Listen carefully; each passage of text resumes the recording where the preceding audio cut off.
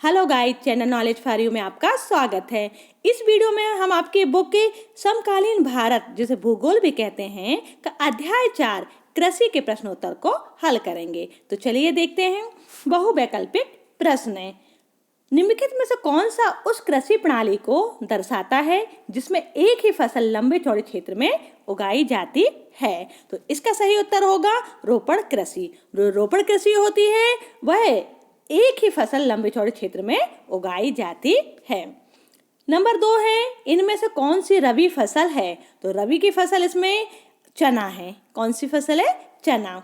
Number 3 है, इनमें से कौन सी एक फलीदार फसल है? तो इसका उत्तर होगा दालें। दालें जो होती हैं वो फलीदार फसल होती हैं।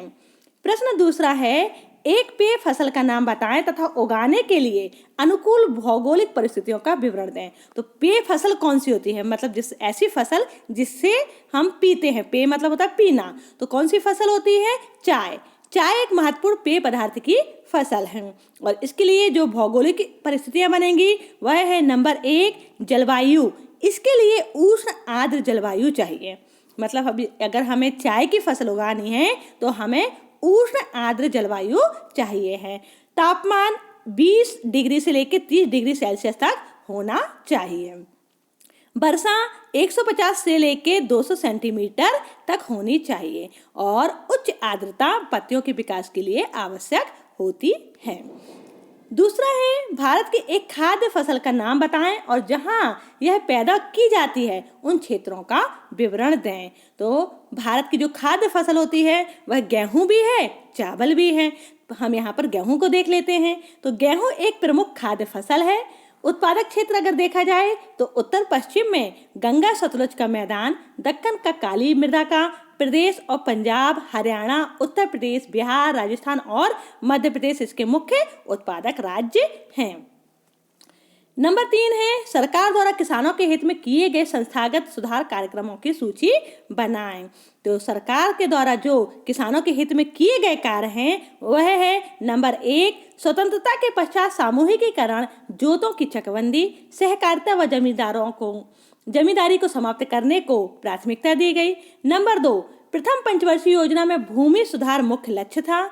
नंबर 3 सूखा, बाढ़, चक्रवात तथा आग के लिए सफल बीमा के प्रावधान। नंबर 4 किसानों को कम दर पर ऋण सुविधाएं प्रदान करने के लिए ग्रामीण बैंकों, सहकारी समितियों और बैंकों की स्थापना। ये सरकार के द्वारा सुधार कार्यक्रम किए गए हैं।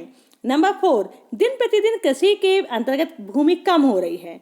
क्या आप इसके परिणामों की कल्पना कर सकते हैं? तो दिन प्रतिदिन जो कृषि के अंतर्गत भूमि कम हो रही है उससे क्या परिणाम होगा, तो वह देख लेते हैं।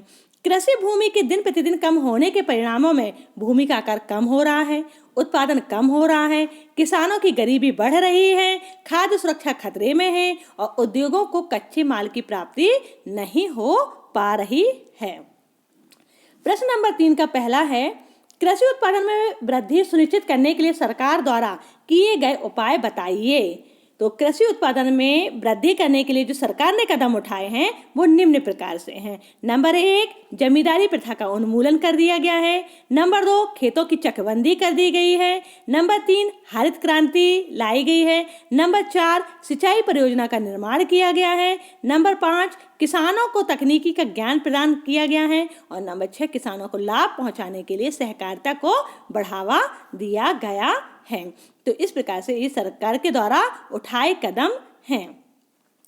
नंबर 2 है, इसमें भारतीय कृषि पर वैश्वीकरण के प्रभाव पर टिप्पणी लिखें। तो सबसे पहले देख लेते हैं कि वैश्वीकरण क्या है। तो वैश्वीकरण से हमारा तात्पर्य है कि विश्व के अनेक देशों का आर्थिक, राजनीतिक, सामाजिक एवं सांस्कृतिक क्षेत्र में एक दूसरे के निकट आ जाना वैश्वीकरण कहलाता है। वैश्वीकरण के कृषि पर कुछ अच्छे प्रभाव पड़े जो निम्नलिखित हैं। भारत दूसरे देशों को अन्न का निर्यात कर अपनी जरूरत का अन्य सामान खरीदने लगा। तो जो भारत है दूसरे देशों को अन्न का निर्यात करने लगा और निर्यात करने के बदले वो क्या कर रहा है, जो उसकी जरूरत की चीजें हैं वो उसको खरीद ले रहा है। दूसरा, अधिक उत्पादन होने लगा।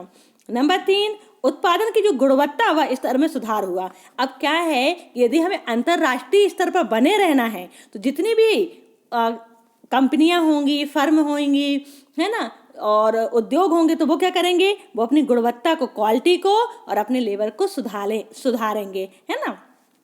नंबर 4 है कृषि और वैज्ञानिकों के सहयोग से बहुत से देशों में नई नई चीजों की पैदावार होने लगी जो पहले संभव नहीं थी। अब इसके क्या बुरे प्रभाव पड़े हैं वैश्वीकरण के, वह भी देख लेते हैं। नंबर 1 है कृषि के वैश्वीकरण के कारण छोटे किसानों को कृषि कार्य को छोड़ना पड़ा क्योंकि वे अंतर्राष्ट्रीय प्रतिस्पर्धा में टिक नहीं पाए। नंबर 2, विश्व के धनी देश निर्धन देशों से सस्ती दरों पर अनाज खरीदने की कोशिश करते हैं। नंबर 3, कृषि के वैश्वीकरण ने व्यापारिक कृषि को बढ़ावा दिया।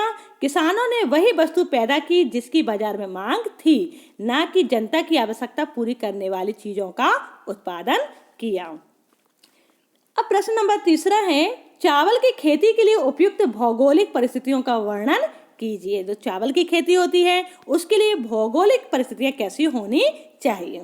सबसे पहले देख लेंगे जलवायु, क्योंकि 2 चीजें जरूरी हैं, एक तो जलवायु और दूसरा मिट्टी। तो जलवायु देख लेते हैं।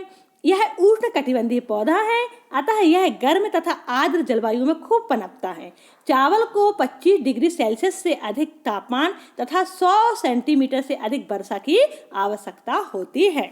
मिट्टी, चावल के लिए चीका, दोमट मिट्टी और जलोढ़ परत वाली मिट्टी अधिक उपयुक्त होती है क्योंकि इसमें जल काफी समय तक रोका रहता है।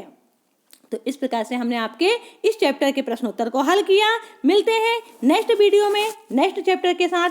तब तक के लिए आप सभी को मेरा नमस्ते।